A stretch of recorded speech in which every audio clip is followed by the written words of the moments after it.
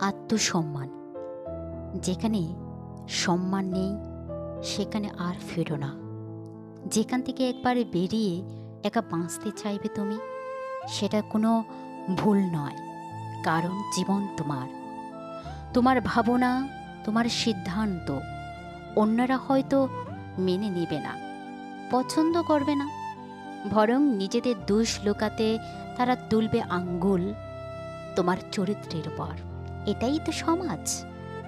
শব্দের অসীম অনন্য, আচরণে তার প্রতিফলন দুর্লভ। তাই যেখানে আত্মসম্মান জরুরি সেখানে কোনো কারণেই বিসর্জন দিও না। ফিরে যাওয়ার চেয়ে সামনের দিকে এগোনো ভালো। কৃতজ্ঞতা রেখে সবার প্রতি লক্ষ্যে থেকেও দৃঢ়, অম্লান, অবিচল।